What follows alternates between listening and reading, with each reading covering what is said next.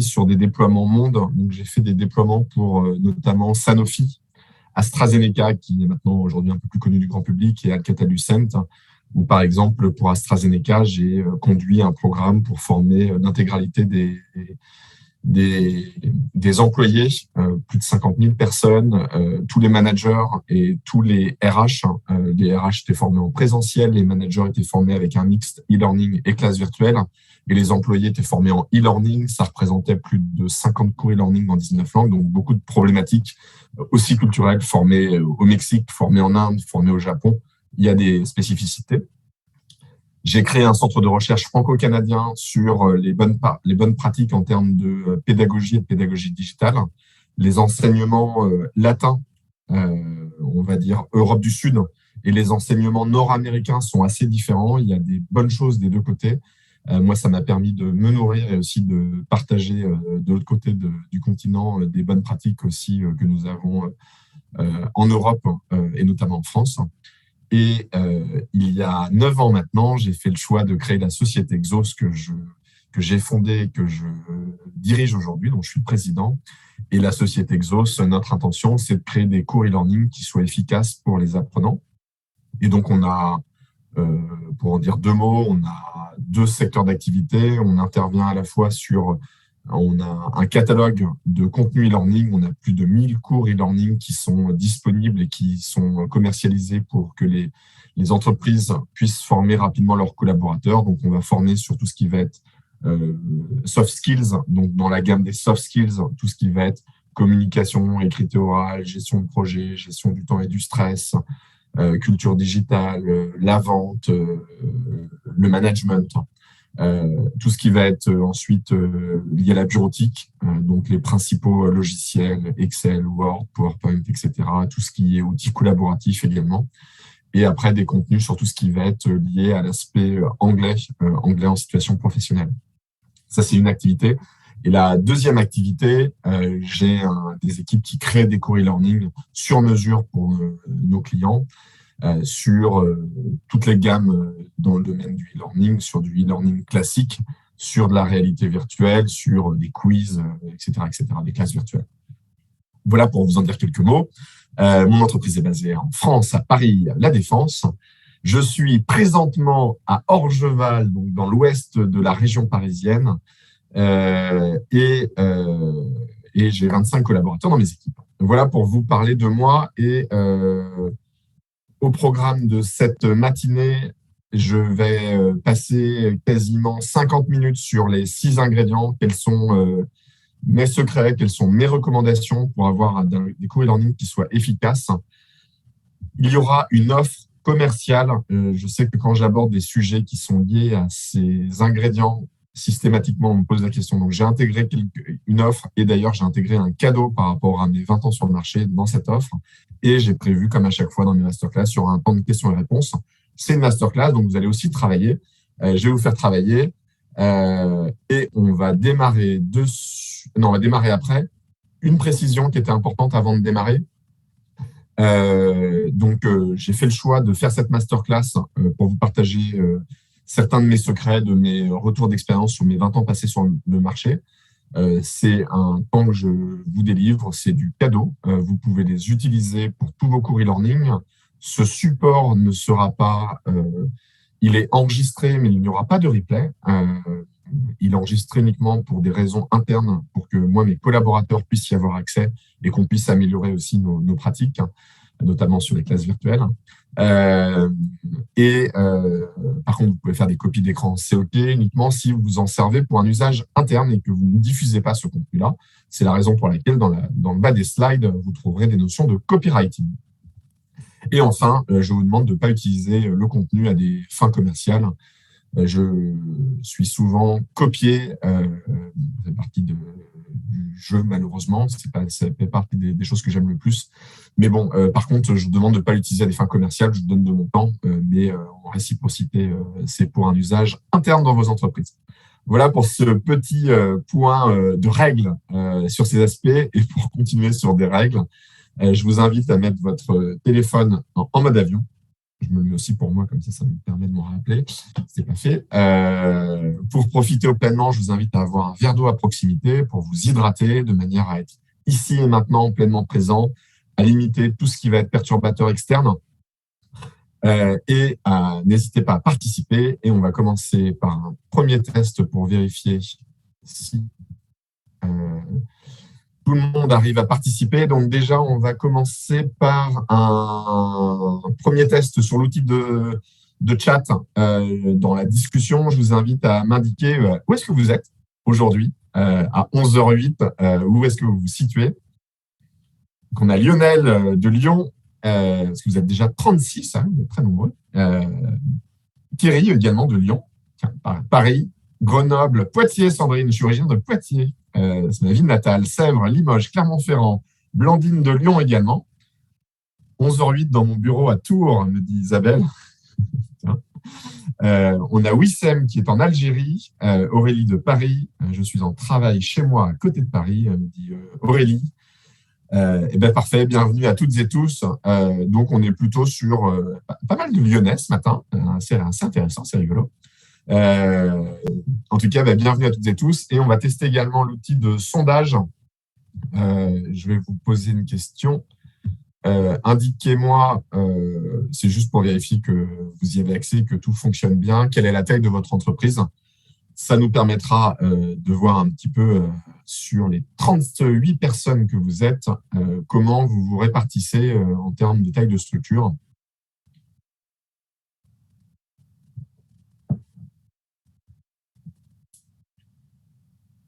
Alors, vous êtes 57% à avoir voté. Il y en a qui n'ont pas encore voté. Vous avez juste à indiquer.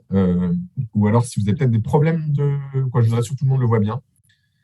Vous êtes 24 sur 38, 63%. Alors, c'est une masterclass. Hein. Le but du jeu, c'est que là, je vais vous faire travailler. Donc, il va y avoir des séquences où vous allez devoir bosser. Donc, ça va être actif. Je vous invite à vraiment couper vos mails, etc., tous vos distracteurs. Et il y en a encore qui n'ont pas voté. Je vais laisser 7, 6, 5, 4, 3, 2, 1. Et pour partager les résultats, donc globalement, vous êtes 38% à être dans des structures plutôt de taille PME. Et ensuite, des grands groupes, vous êtes 19%. Et après, oui, voilà, c'est à peu près uniforme. Bon, voilà. Donc, on a des représentants de PME en force avec nous ce matin. Alors, ça va nous permettre de tester les éléments. Je vais repartager mon écran. Donc, je vous l'ai dit, il y aura un temps de questions-réponses également qui est prévu. Je vais partager l'audio. Toc. Et ça, c'était le sondage. Ça, c'est fait. Alors, indiquez-moi dans le chat, est-ce que vous connaissez la formule mathématique pour intéresser un apprenant dans 100% des cas?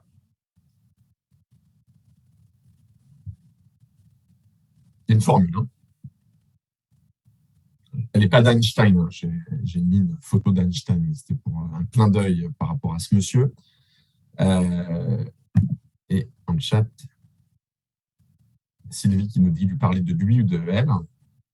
Effectivement, très intéressant. J'ai des noms sinon, donc je vais la partager avec vous. Yann Pignon, il n'y en a pas. Il y a des éléments. Je vais vous partager des choses. La clé pour intéresser un apprenant à des contenus e-learning, il y a 3 éléments. Le premier, ça va être de capter son attention.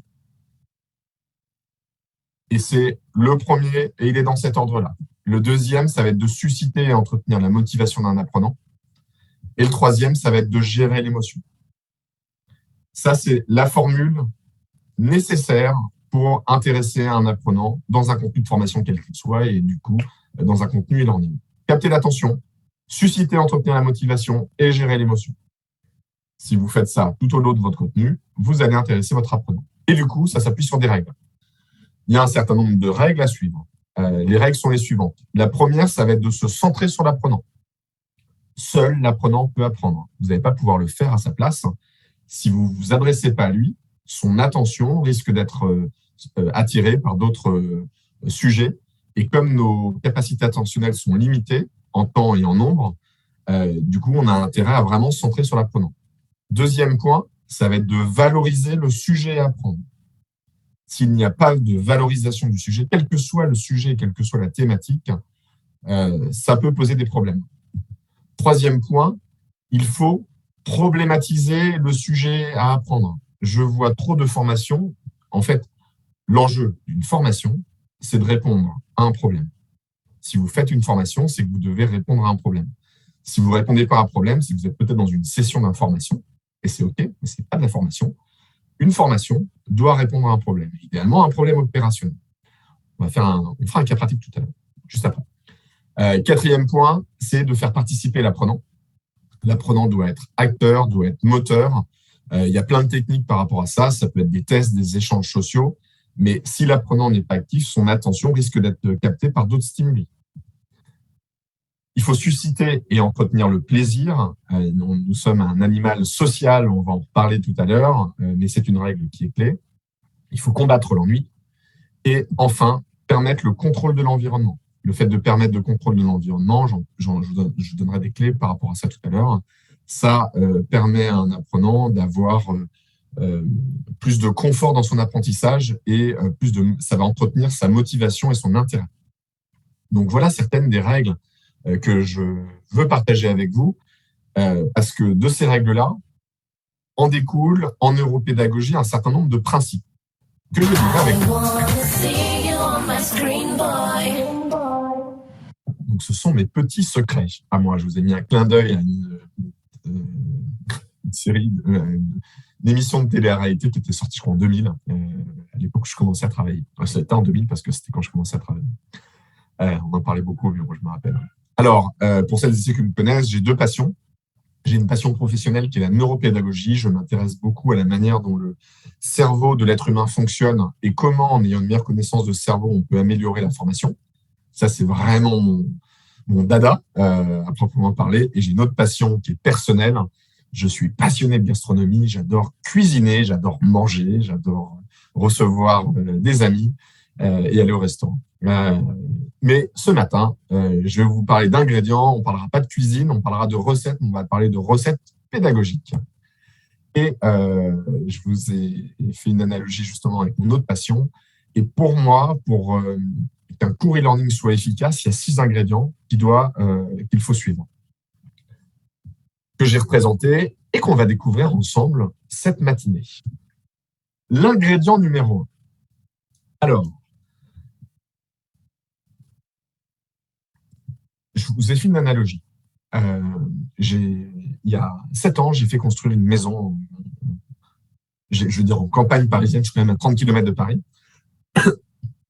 Et j'ai découvert des métiers fabuleux parce que ce sont des métiers d'artisans qui m'impressionnent beaucoup. Et lorsqu'on construit une maison, l'étape numéro 1, c'est d'avoir d'excellentes fondations. C'est la clé. Ça, c'est pour une maison. Pardon, excusez-moi. Si je perds ma voix, ça ne va pas vous aider. Alors, est-ce qu'il y a bien? Oui. C'est pareil en pédagogie. En pédagogie, le premier ingrédient, c'est d'avoir un excellent escalier pédagogique. L'escalier pédagogique, c'est comment vous allez structurer vos objectifs pédagogiques, globaux et partiels. Et pour ça, comme dans une maison, il y a les fondations d'une formation, c'est l'escalier pédagogique. J'ai une question. Parmi les 40 pédagogiques qui existent, est-ce que vous savez quelle est celle qui est arrivée première aux évaluations scientifiques en termes d'efficacité? Sur les 40 qui existent, je vous laisse m'indiquer dans le chat, s'il y en a qui pensent avoir la réponse, indiquez-le-moi.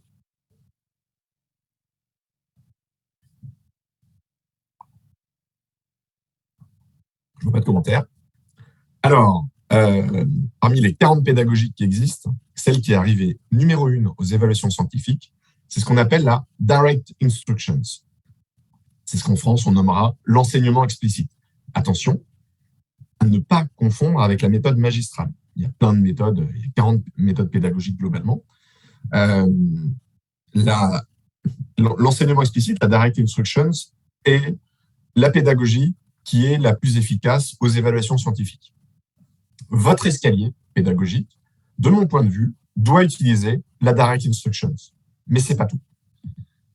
En neurosciences, nous savons qu'il existe un modèle de construction de scénario pédagogique qui est facile à exécuter et particulièrement impactant. C'est ce qui s'appelle la méthode SPRI. Je vous ai fait un clin d'œil pour vous faciliter la mémorisation. Tout abus d'alcool est dangereux pour la santé. À consommer avec modération. Je crois que c'est la formule d'à propos. Mais la méthode SPRI, en fait, cette méthode, elle permet d'avoir un impact puissant au niveau d'un apprenant. Pour vous la partager, un, c'est de présenter une situation, un point initial avec un événement réel qui se passe au quotidien. Deux, le problème. Le problème, il va naître d'un manque, d'une étrangeté, de quelque chose qui va rompre avec la situation ordinaire. Ça, c'est clé. Je le répète, une formation, vous devez toujours vous poser en formation une question. Quel problème la formation doit résoudre? Quel problème au singulier ou au pluriel? Et la résolution. Ce sont les solutions aux problèmes qui sont présentées globalement, sans entrer dans le détail. Et après, vous avez les informations. Globalement, vous allez voir, on va utiliser ça ensuite, mais un escalier pédagogique efficace, il doit utiliser la Direct Instructions et la méthode SPRI. Alors, on va faire un cas pratique. Vous avez dit que vous allez travailler. Le cas pratique est le suivant. On va prendre 2 minutes top chrono. Je les déclenche maintenant et je vais vous expliquer ce que vous allez devoir faire. Par rapport à la formation, prenez le cas d'une formation sur laquelle vous travaillez, vous venez de travailler, vous allez travailler, et je vous demande de répondre à la question suivante. Quel problème cette formation doit résoudre? Il reste 1 minute et 45 secondes. C'est à vous de jouer.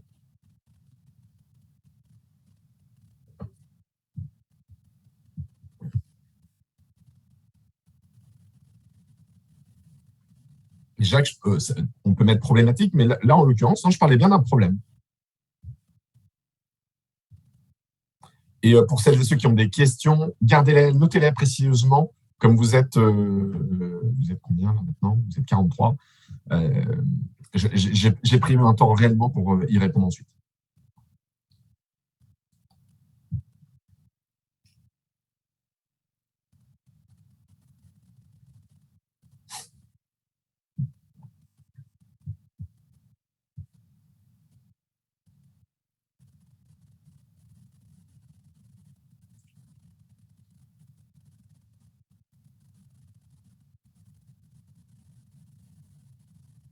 Alors, Sylvie, ce que vous avez mis, c'est une solution, ce n'est pas un problème.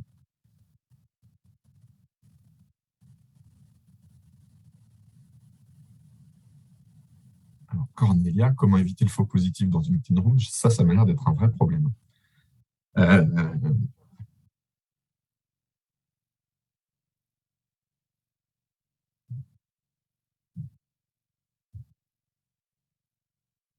Comprendre ce qu'on attend d'un audit de conformité, ce n'est pas un problème. C'est une solution.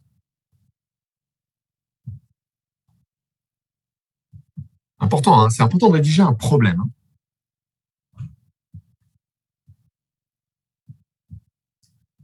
Alors,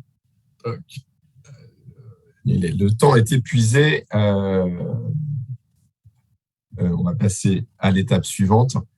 Vous allez voir, on va en avoir besoin pour la suite. Je me mets un timing aussi de mon côté. Alors, je vais passer à l'ingrédient numéro 2. Donc, ingrédient numéro 1, un escalier pédagogique puissant, Direct Instructions et la méthode SPRI. Situation, problème, résolution, information. Ingrédient 2. Nous connaissons 2 clés sur le cerveau de l'apprenant. On en connaît beaucoup. Mais on en connaît 2 notamment qui vont nous intéresser directement. La première, l'apprenant juge l'expert et le cours en 30 secondes. En fait, je juge en 30 secondes si cette personne, la personne que je vais avoir face à moi, en e-learning, en classe virtuelle, en formation présentielle, si c'est valable dans tous les supports, je vais juger si elle est légitime, compétente, agréable. Et je vais associer cette personne, et ça c'est fait inconsciemment, je vais l'associer à une catégorie de personnes qui ont un profil similaire dans ma représentation. Et du coup, je vais avoir un comportement en fonction de ces critères. C'est comme ça que va se constituer ce qu'on appelle un préjugé. problème, c'est que ce préjugé, il forme un filtre par lequel l'apprenant va apprendre son cours e-learning. Et ce filtre-là, vous n'allez pas pouvoir le modifier sur une séquence d'un cours e-learning. C'est la raison pour laquelle il va falloir être très percutant à ce moment-là. Parce que ce filtre-là, en présentiel, en classe virtuelle, vous allez pouvoir y remédier. Mais en e-learning, asynchrone, j'entends, ça va être compliqué. Alors, en e-learning, l'enjeu, ça va être de soigner l'accroche. Les 30 premières secondes de votre contenu e-learning sont clés pour cette raison-là. Mais pas que pour cette raison-là. Il y a également, il y avait deux raisons. L'autre raison, c'est ce qu'on appelle les biais cognitifs. Les biais cognitifs, donc il y a énormément de biais cognitifs. Je ne vais pas vous faire la liste. On parle des biais mémoriels, des biais d'attention, il y en a plein d'autres. Mais dans cette longue liste, il y a un effet qui est hyper intéressant, c'est l'effet de primauté. On sait que les premiers éléments d'une information sont mieux mémorisés que ceux qui viennent par la suite. Ça veut dire deux choses. Ça veut dire que dans votre contenu de formation, quel qu'il soit, en tout cas e-learning en l'occurrence, vous devez soigner les 30 premières secondes, et en plus, ce que vous allez dire au début de votre contenu va bénéficier de l'effet de primauté, et ce sera mieux mémorisé. C'est la raison pour laquelle, le deuxième ingrédient, vous devez, dans vos cours e-learning, avoir une séquence d'engagement qui soit puissante. Réellement, c'est très, très, très important. C'est un des points. Voilà, les six ingrédients sont importants, mais celui-là, il est vraiment très important. Les autres aussi, mais bon, celui-là est très important. Retenez bien ça. Alors, je vais vous donner une technique. Pour avoir une séquence d'engagement puissante, vous faites une accroche. Donc, cette accroche va être fondamentale de manière à engager l'apprenant. Ensuite, vous allez problématiser le sujet, d'où l'exercice qu'on a fait avant. Quelle est la problématisation du sujet? Donc, l'accroche, il y a plein de techniques. Je ne rentre pas dans le débat.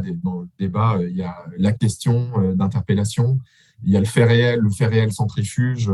Voilà, il y en a plein. Donc, et il y a la problématisation du sujet, puis la valorisation du sujet. Là, ça va être très important de valoriser le sujet. Moi, apprenant, je fais toujours la balance entre le bénéfice que je vais avoir à investir de mon temps, en l'occurrence sur une formation e-learning, et ce que je vais en recevoir. Si j'estime que cette balance, elle n'est pas en ma faveur, je ne vais pas suivre le cours e-learning, je ne vais pas m'engager dans ce contenu. D'où l'intérêt, dans cette séquence-là, d'avoir une valorisation forte du sujet. S'il vous plaît, supprimez-moi ces séquences que je vois trop souvent dans les cours e-learning, où ça démarre par, à la fin de ce cours, en général, il n'y a pas la voix, mais je le fais avec la voix, à la fin de ce cours, vous serez capable de A, B, C, D. Ce n'est pas engageant. Ce n'est pas vraiment engageant. Mon conseil, une accroche, la problématisation du sujet et la valorisation du sujet, avec une valorisation du sujet, avec les bénéfices que je vais pouvoir en retirer moi apprenant. D'où l'intérêt d'avoir bien travaillé sur sa problématisation avant et d'utiliser une autre technique qui est le storytelling. Et là, dans le storytelling, il y a plusieurs méthodes. Moi, il y en a deux qui m'intéressent particulièrement. Il y a le schéma narratif et il y a le schéma actentiel. Je ne rentre pas dans le détail là, on n'a pas le temps. Mais moi, mon conseil, si vous voulez aller creuser ce sujet-là, je vous parlerai d'une offre à la fin, mais si vous voulez creuser ce sujet-là, sans évoquer l'offre que je vais évoquer tout à l'heure, le storytelling. Et votre cours e-learning doit contenir une séquence d'engagement qui est puissante. Voilà sur cette partie-là. Alors, ingrédient 3, très important. L'homme est un animal social. Ce qu'on sait au niveau des neurosciences, on a découvert, je ne vais pas m'intégrer, les scientifiques ont découvert que l'orientation de l'attention dépend des signaux sociaux qui sont émis par ses pairs. Ça veut dire que là, si j'ai l'œil d'un apprenant, en l'occurrence, l'œil va être sensible aux signaux qui sont émis par ses pairs, et en particulier au regard, à la posture et à la gestuelle. C'est pour cette raison que les séquences d'un cours e-learning doivent utiliser un expert. C'est pour cette raison que vous devez, pas que, mais notamment, c'est pour cette raison que vous devez avoir dans vos séquences passives des vidéos pédagogiques avec un expert dont le rôle est de guider l'attention de l'apprenant sur ce qu'il faut apprendre. C'est clé. Depuis maintenant une dizaine d'années, on commence à avoir des vidéos pédagogiques dans les cours e-learning. On continue à avoir des contenus dans lesquels il n'y a pas de vidéo et il y a de l'audio, c'est moins bien, soit il y a des avatars, c'est pas terrible non plus. Mon conseil, c'est vraiment d'avoir une vraie personne qui, elle, son job à l'écran, en sous-jacent, ça va être de guider l'attention de l'apprenant sur ce qu'il faut apprendre et de mettre des éléments en valeur. C'est aussi une des raisons pour laquelle, là, je vous ai mis des chiffres de cette année, la vidéo représente 82% du trafic web. 82% du trafic web. Et ça va en augmentant, bien évidemment. Comme on est un animal social, on va préférer aller consommer du contenu vidéo que du contenu textuel ou que du contenu audio, que du podcast. La vidéo, c'est, en termes de consommation, c'est ce qui va être le plus utilisé par nous et par rapport à ce besoin que nous avons d'aller regarder et d'être sensible aux signaux qui sont émis par nos pairs. On parle des neurones miroirs, notamment pour celles et ceux que ça intéresse. Donc, mon conseil, votre cours e-learning doit utiliser des vidéos pédagogiques. Le problème, effectuer une bonne vidéo pédagogique, ce n'est pas aussi simple. Et il y a beaucoup de principes à prendre en compte. En fait, moi, apprenant, je ne sais pas ce qui est important. De prime abord, quand je vais apprendre un contenu, je ne sais pas ce qui est important. Et ma difficulté, c'est que comme je ne sais pas ce qui est important, quand je vais suivre un contenu, quel qu'il soit, e-learning, classe virtuelle, présentielle, je vais avoir tendance à tout noter. Et je vais souligner de nombreux passages d'un contenu ou d'un livre. Et en fait, je ne sais pas identifier quelles sont les informations qui sont à hiérarchiser ou à catégoriser parce que je ne sais pas ce qui est important. Et c'est le travail de l'expert, notamment, et de vos vidéos pédagogiques.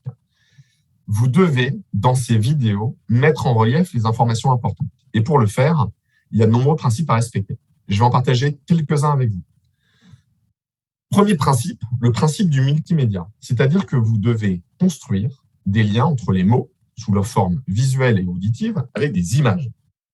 Premier principe, c'est la raison pour laquelle vous ne pouvez pas juste avoir une vidéo avec un expert, mais vous devez renforcer ce qui est dit en illustrant, en construisant grâce aux images des liens entre les mots et ce qui est dit au niveau auditif.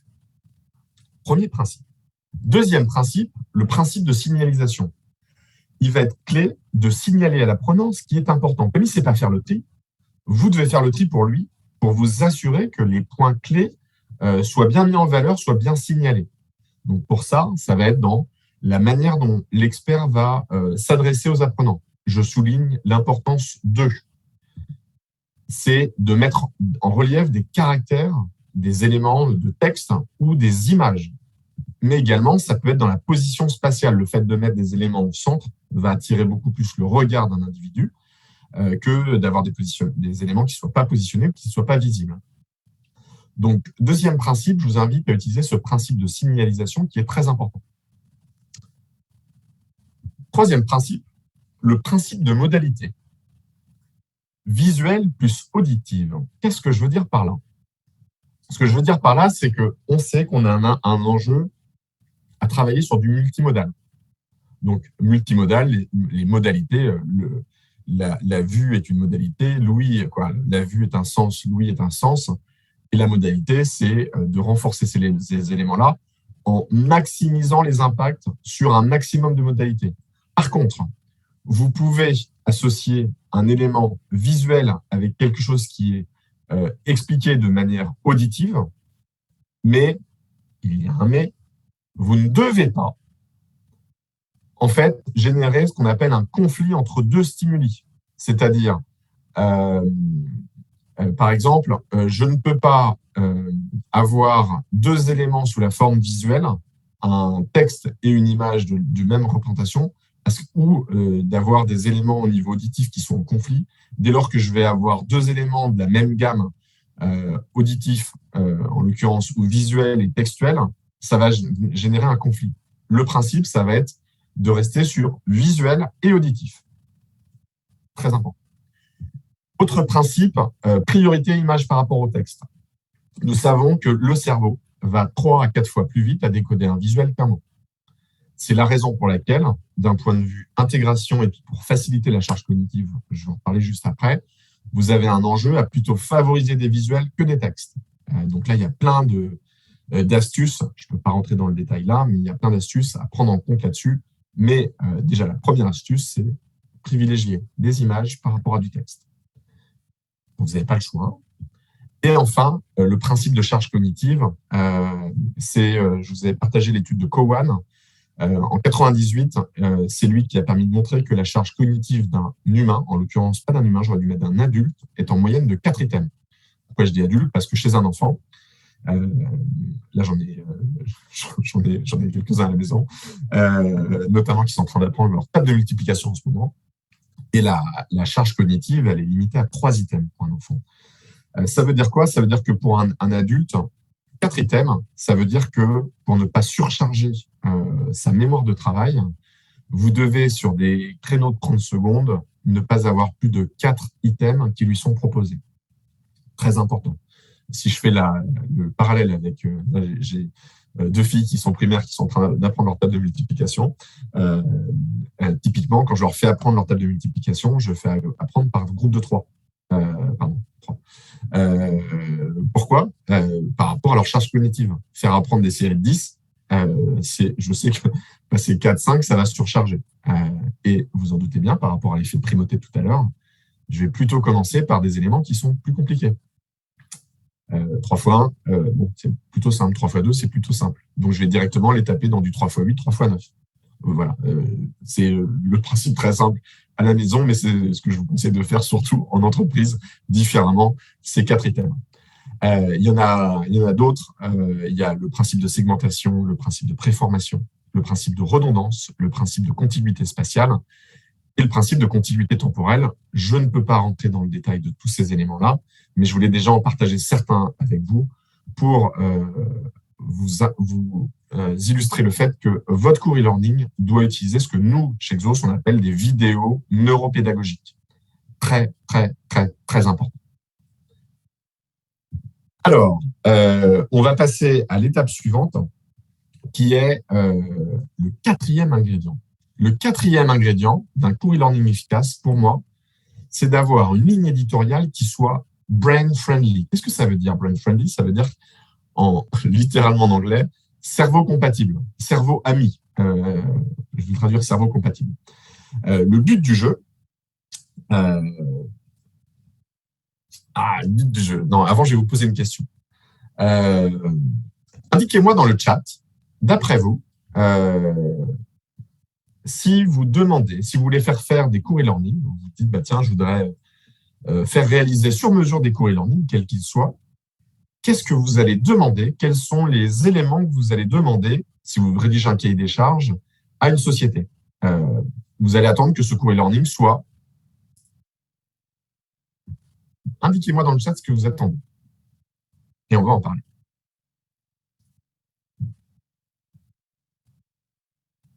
Efficace, nous dit Sylvie, dans le thème. Engageant, nous dit Véronique. Clair, adapté, répond aux besoins des apprenants, facile d'utilisation, percutant, pertinent, séquencé, efficace, clair, impactant, nous dit Thierry. Bien écrit, dynamique, engageant. Ok, super, merci beaucoup. Alors, j'ai posé la question un peu tardivement parce que je vous ai donné déjà des éléments. La semaine dernière, donc j'ai fait cette masterclass et souvent dans les réponses que j'ai eues et dans celles que je vois régulièrement, dans des cahiers des charges, j'ai souvent on veut un cours e-learning qui soit ludique, waouh, esthétique. Ça fait partie des mots qui reviennent de manière récurrente avec des synonymes utilisés. Alors, ce qui va être très important dans un contenu e-learning,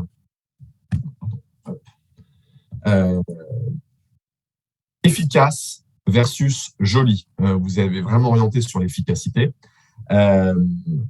Mais un environnement e-learning doit être vierge de tout ce qui est superflu, même si c'est esthétique. Un environnement d'apprentissage qui est trop riche va susciter des troubles de l'attention.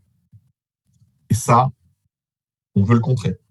L'objectif, c'est que votre ligne graphique, qu'elle soit efficace, non pas jolie, IE, peut-être si j'aurais peut-être dû mettre IE, excusez-moi, par rapport à ça. Et le but du jeu, pour un apprenant, ce qui va être prioritaire, C'est avant tout que le défi auquel il va pouvoir, pardon, c'est pas le défi, c'est c'est le fait que ce cours va réellement l'enrichir. Et ce cours va réellement l'enrichir, ça va être est-ce qu'il est-ce qu'il aura un succès à la fin de ce cours? Est-ce qu'il aura de l'intérêt? Est-ce qu'il aura de l'utilité? Ça, ce sont les trois clés. Est-ce que à la fin de ce cours, oui, c'est un succès, j'avais un problème et j'ai des solutions pour y répondre et que je peux utiliser, donc c'est un succès. Est-ce que c'est un intérêt pour moi dans mon quotidien professionnel et utile, clair, versus ludique, esthétique. C'est secondaire. Vous pouvez avoir des contenus qui soient waouh, mais ça reste secondaire. C'est la raison pour laquelle, c'est ce qu'on appelle un principe de cohérence en neuropédagogie, on élimine tout ce qui est inutile, tout ce qui distrait inutilement. Le logo, par exemple. Je donne juste un exemple comme ça. Mais il y en a beaucoup d'autres. Tout ce qui se distrait. Là, vous voyez, des fois, vous voyez mon logo quand il y a un copyright, mais sinon, là, on est dans une masterclass. Je ne suis pas là pour vous montrer mon logo, le logo de mon entreprise. Je n'ai pas cette intention. Et il y a plein d'autres principes par rapport à ça. Donc, votre ligne graphique, un, elle doit être épurée. Deux, nous savons que le cerveau, c'est un détecteur de structure. C'est-à-dire que le cerveau va tout le temps essayer de chercher des régularités, des règles dans son environnement. Le cerveau, il a besoin de la grande image. C'est la raison pour laquelle je vous invite à communiquer un plan. Là, j'aurais pu le faire, j'ai pas pris le temps de le faire. J'ai passé du temps sur support, mais j'aurais pu aller un peu plus loin. J'aurais pu systématiquement, vous voyez en haut, par exemple, reprendre les 6 ingrédients pour illustrer dans quel ingrédient on est, de manière à ce que ce soit plus simple pour votre cerveau pour repérer la structure. C'est la raison pour laquelle je vous invite à ce que votre cours e-learning, votre ligne graphique, permette la navigation dans le contenu. Vous vous rappelez du contrôle de l'environnement dont j'évoquais tout à l'heure? C'est notamment par rapport à ce point-là. Et autre point, l'effet de récence. Tout à l'heure, j'ai parlé de l'effet de primauté, mais il y a aussi l'effet de récence. L'effet de récence, les dernières informations reviennent plus aisément lorsque le rappel se situe immédiatement après l'écoute. Je répète, c'est marqué à l'écran. Je ne vais pas le répéter parce que vous allez aller plus vite que moi à le lire. Je vous invite à le relire. C'est bon. Très, très, très important. Ça veut dire quoi? En fait, on sait que comme il y a un effet de récence, de la même manière qu'il y a un effet de primauté, ce qui va être dit à la fin du cours va être très important. C'est la raison pour laquelle, moi, mon conseil, je vous invite à intégrer à la fin de vos contenus une fiche de synthèse. Une fiche de synthèse dans laquelle vous allez retrouver le contenu de formation, mais sous une autre forme. Nous, moi, je vous conseille plutôt d'utiliser des formats plutôt de mind mapping, de caractéristiques, de manière à représenter sur un visuel les 3 points clés avec des iconographies qui soient simples et percutantes pour vos apprenants. Très important. Donc, votre cours e-learning doit intégrer, de mon point de vue, une fiche de synthèse à la toute fin de votre cours, juste avant le bilan, et les éléments qu'on a vus avant. Et on va prendre 2 minutes. Qu'est-ce que vous décidez de mettre en place par rapport à ce qu'on vient de voir? Top chrono.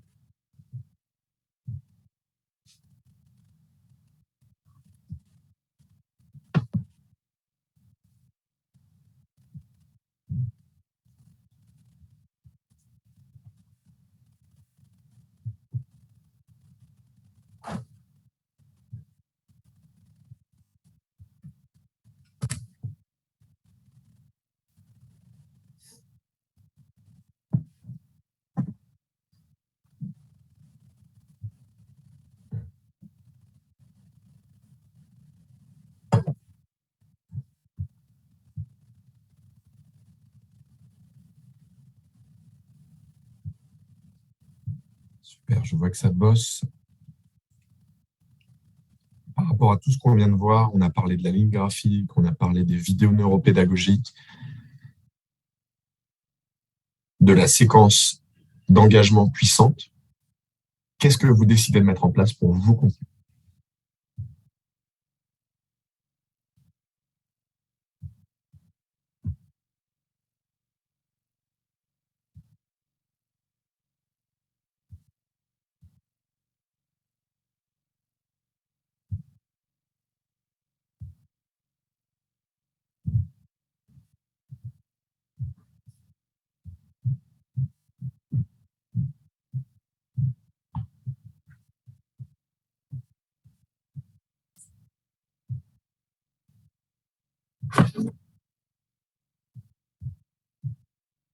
Il reste 20 secondes.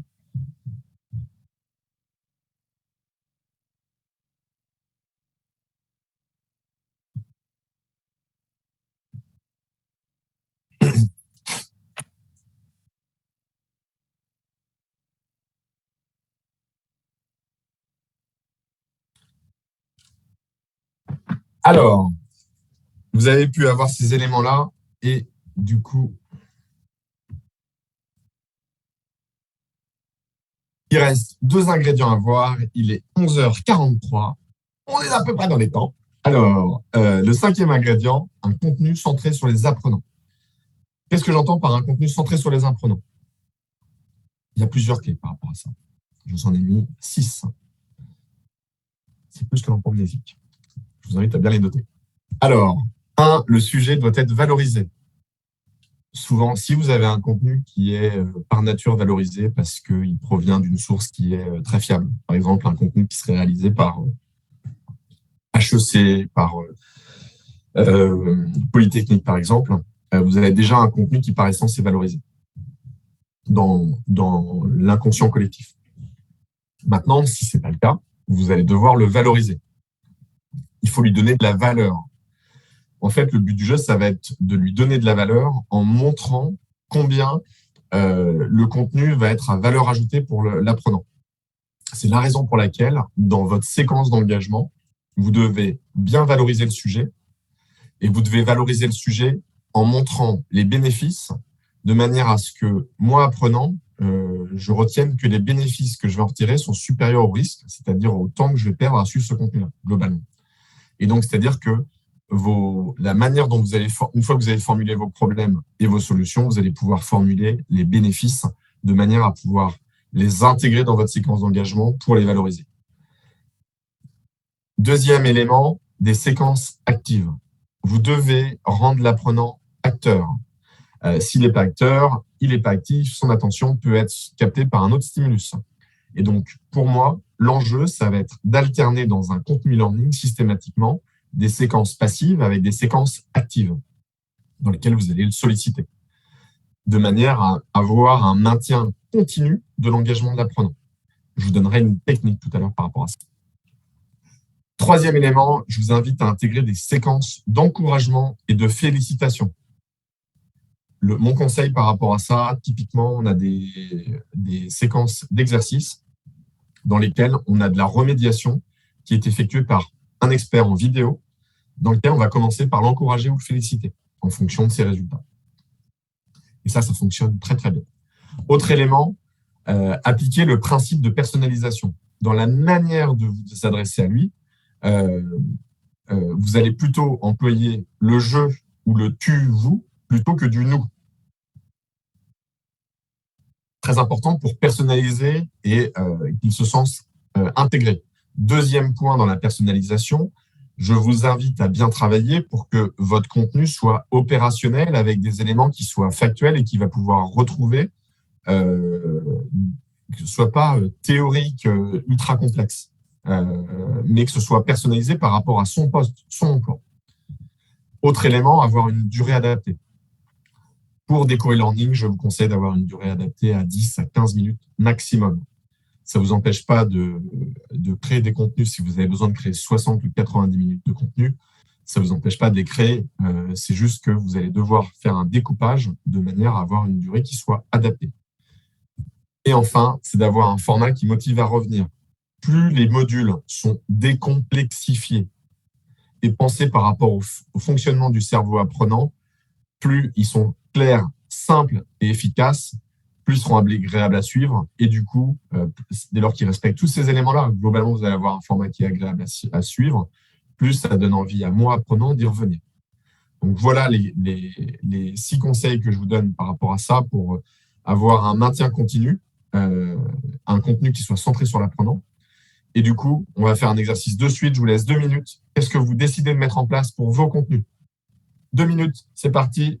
Et pour vous aider, parce que sinon vous allez me le demander, je pense, juste au titre, hop, je vous remets les éléments et je vous laisse.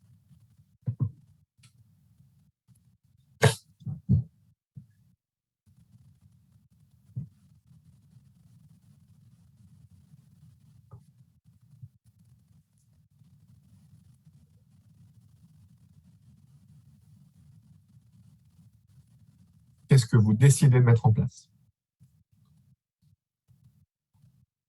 Est-ce que vous aviez des cours e-learning, il y avait des durées trop longues? Est-ce que vous pensez à encourager, à féliciter vos apprenants? Oralement, j'entends, hein?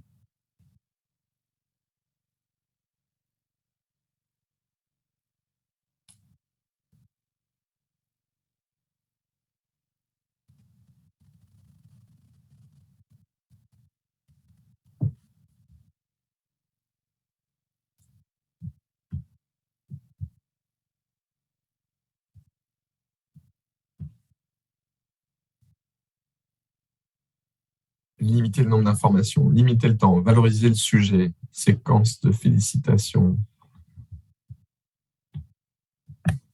Si Sylvie qui dit faire plus attention à la durée, durée adaptée, motiver à revenir, valorisation du sujet, durée adaptée. Super. Hop, le temps est écoulé. Paf. 48.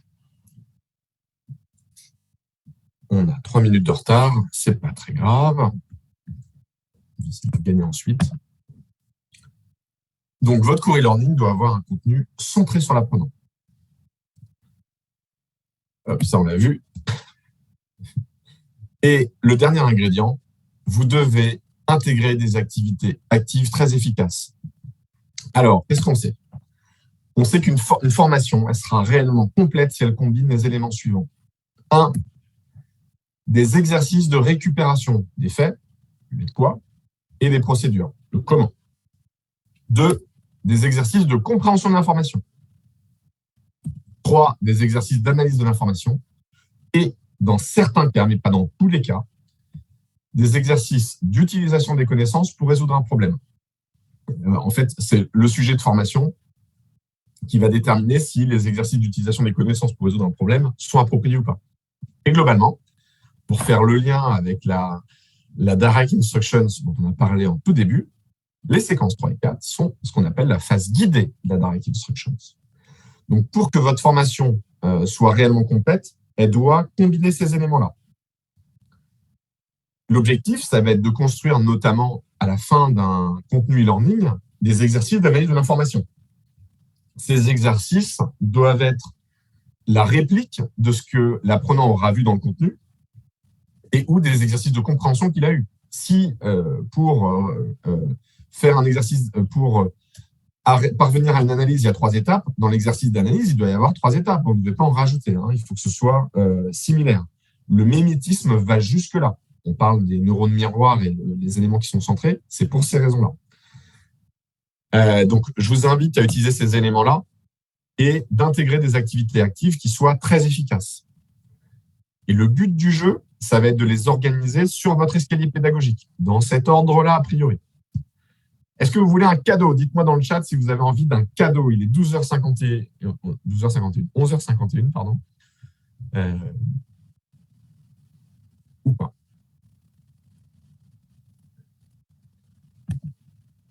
Véronique et Sylvie me disent oui.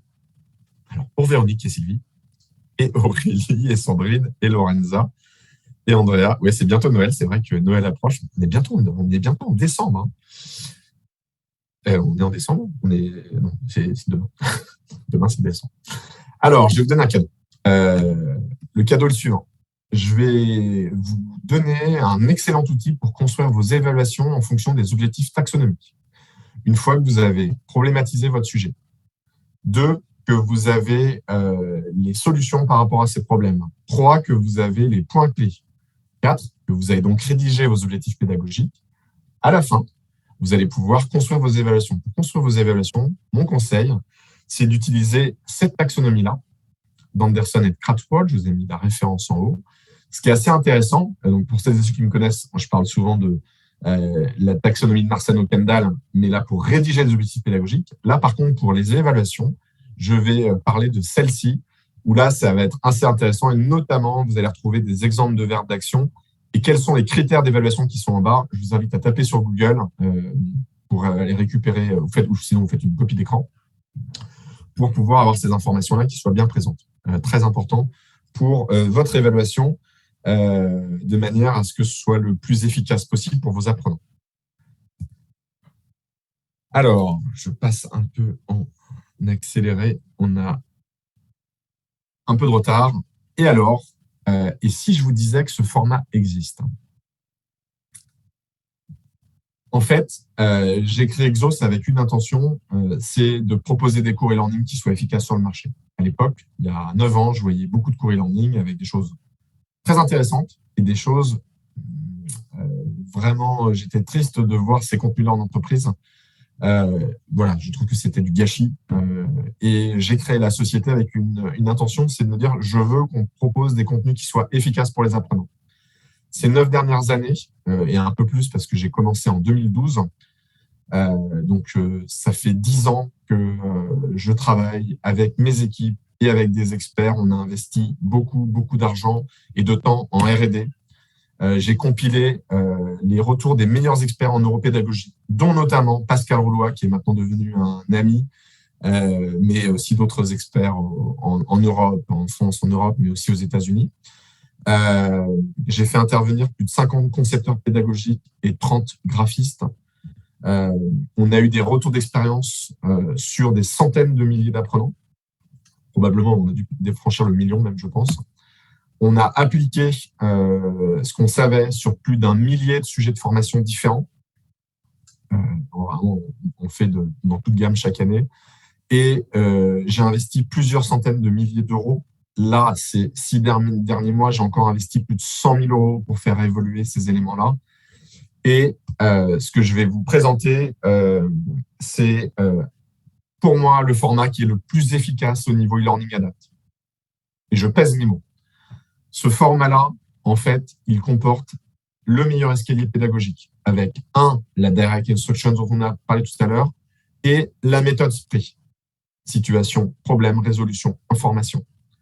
2, on a une séquence d'engagement puissante, c'est-à-dire qu'on démarre par une séquence d'engagement, pour rappeler, l'accroche, problématisation du sujet et valorisation avec les bénéfices pour l'apprenant sur la première séquence et notamment les 30 premières secondes, mais pas que, on va un petit peu plus loin.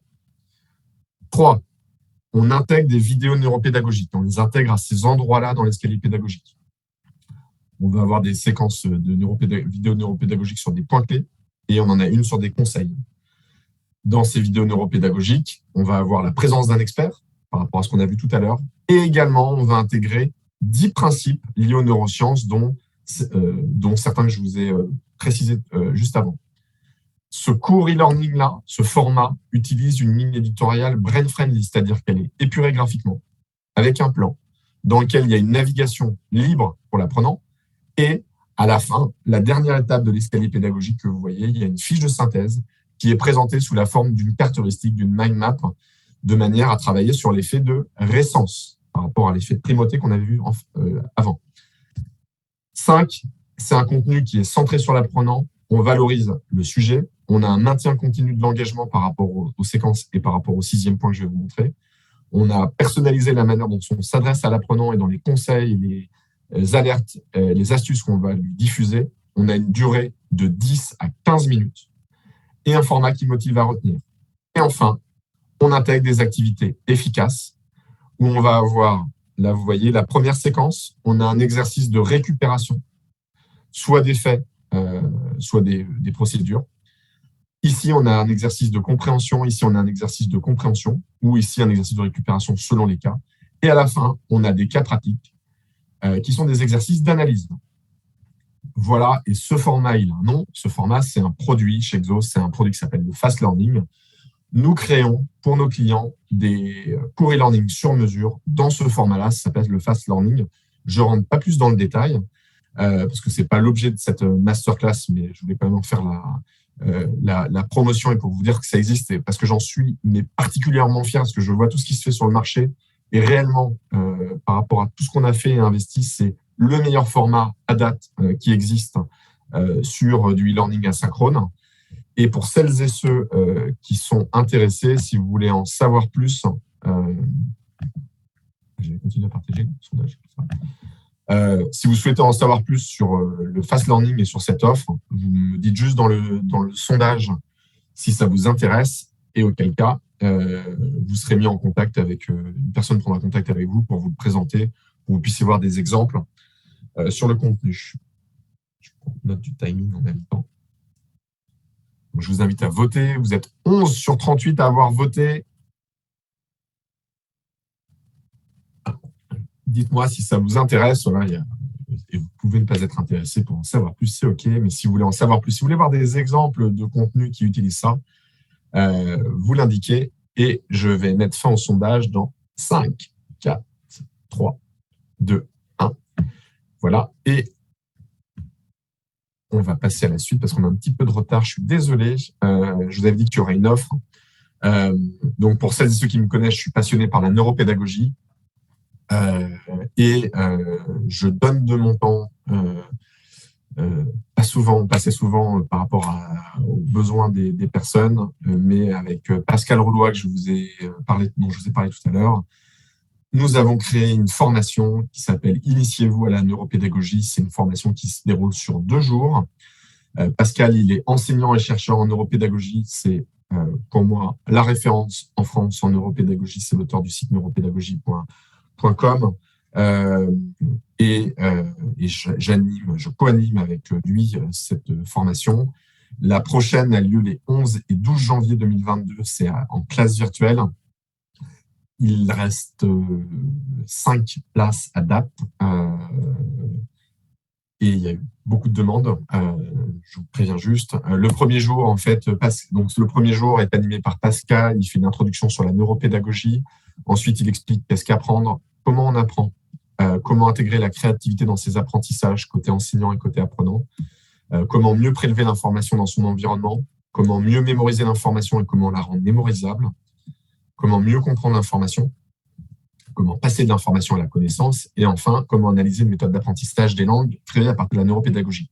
Toute cette première journée, elle est faite en alternance avec des expériences où vous puissiez vivre les choses et des apports notionnels de Pascal. La deuxième journée, c'est avec moi. Et là, on va dans vraiment du pratico-pratique. Je vais vous donner des techniques pour favoriser l'attention des apprenants dans un support. Comment on peut représenter efficacement un savoir simple avec plein d'astuces visuels sur des éléments. Donc, je rentre dans le détail de certains principes qu'on a vus aujourd'hui. Quelles sont les clés pour combattre la malédiction de l'expert? Là, je vous donne une méthode. Quels sont les ingrédients pour optimiser le budget et les délais d'une formation? Quelle est la méthode idéale pour créer une séquence pédagogique? Là, on rentre dans le détail du sprint. Comment on intègre les émotions et le storytelling? Et enfin, comment, appliquer des secrets de fabrication sur un co-learning? Là, on rentre dans ce qu'on vient de voir aujourd'hui. Et comment on renforce l'ancrage de la mémoire avec les boosters pour les formations. Un super élément pour vraiment multiplier par 2 à 3 le taux de mémorisation. Ça, c'est ce qui est vu pendant ces 2 journées-là. Le prix de cette formation est de 1 490 € hors taxe par personne. En bonus, c'est ce que j'ai fait depuis la semaine dernière. Donc, pour celles et ceux qui sont intéressés, vous aurez une invitation VIP à notre prochain Brain Meeting. Ça aura lieu en mars 2022. On est sur un format de 90 minutes. En général, on est en présentiel quand on peut le faire en région parisienne. On verra, sinon on sera en distanciel. La dernière fois, on avait le champion de France de la mémoire qui était avec nous et on est vraiment sur du contenu d'experts pour partager et échanger sur ces sujets-là. Et en bonus 2, c'est ce qu'on fait depuis le début de la pandémie, pour celles et ceux qui sont intéressés par cette formation, vous avez une remise de 20%, ce qui représente 298 € hors taxe. Cette offre, elle est valable pendant 7 jours. Et si vous êtes intéressé, en résumé, vous avez une formation sur 2 jours, initiez-vous à la neuropédagogie les 11 et 12 janvier, et une invitation VIP à notre prochain Brain Meeting. Donc, ça représente un budget de 1 192 € hors taxe. Pour celles et ceux qui sont intéressés, je vous mets les éléments, je vous mets un sondage, vous me dites juste si vous êtes intéressé. Si vous voulez réserver votre place, je vous invite à vous inscrire parce qu'il y a 35 personnes qui ont demandé cette formation la semaine dernière et il y a des devis qui sont partis. Si vous voulez vous inscrire, c'est automatique, votre place sera réservée maintenant. Et c'est moi qui m'en chargerai personnellement. Vous me dites oui, je m'inscris et c'est prêt pour vous. Et je vais mettre fin au sondage. Et pour celles et ceux qui sont intéressés, qui veulent en savoir plus, vous serez mis en contact avec une personne qui vous enverra le programme sur cette formation. Je vais clôturer le sondage dans 5, 4, 3, 2, 1. Et voilà. Et il est midi 3. On a pris un peu de retard, excusez-moi. Et je suis à vous. Je vais arrêter mon diaporama et je suis à vous pour répondre à toutes les questions que vous pouvez avoir. Ah, il y en a qui sont. Je vois Claude Devy déjà retourné, signé. Ah oui, Claude, bah oui, effectivement. Oui, oui, c'est moi qui m'étais occupé de vous en plus.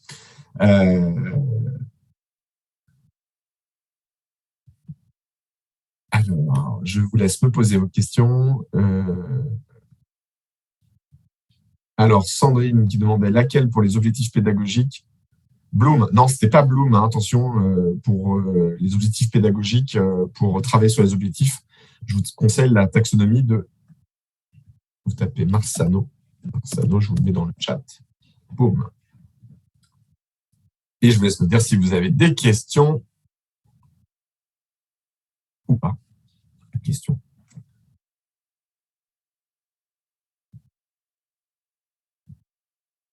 Je vois pas de questions, donc peut-être que vous en avez pas. En tout cas, j'espère que cette masterclass vous aura été utile. D'autres dates pour la formation? Oui.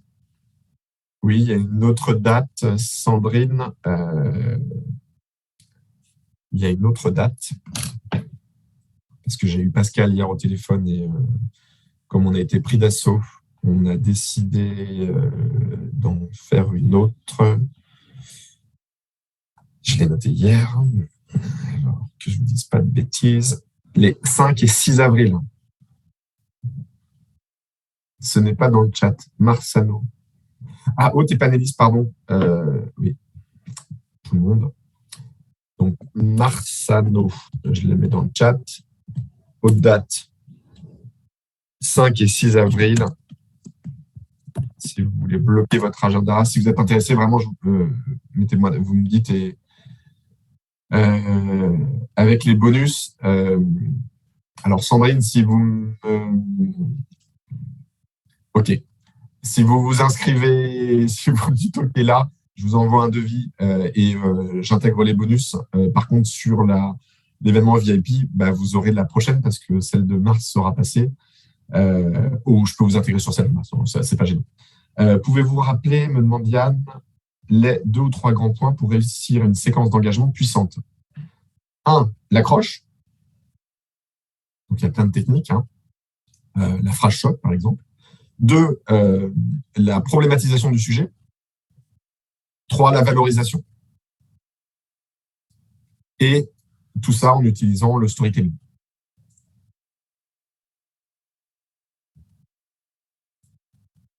Je ne vois pas d'autres éléments. La formation était très intéressante. Écoutez, merci, avec plaisir. J'espère que ça vous a été utile. Est-ce que vous allez refaire cette masterclass? Elsa, non, là, je l'ai rejouée parce que et j'avais eu beaucoup de demandes, mais là, je ne la referai pas. Là, je l'ai vraiment fait à titre exceptionnel. Mais merci pour votre temps. Merci, mais impossible, cause, timing, plan de formation. Désolé, Sandrine. Peut-être une prochaine fois. On en anime 3 fois par an en général. Donc, écoutez, merci. J'espère que ça vous sera utile, que vous allez pouvoir utiliser ça dans vos entreprises avec succès. N'hésitez pas à me suivre sur les réseaux sociaux. Je suis assez actif sur LinkedIn notamment. Vous pouvez me demander en contact. On a une chaîne YouTube également chez Exos. On publie régulièrement des formations sur la neuropédagogie. Vous pouvez vous abonner. Vous les recevrez comme ça en automatique. Merci Sandrine.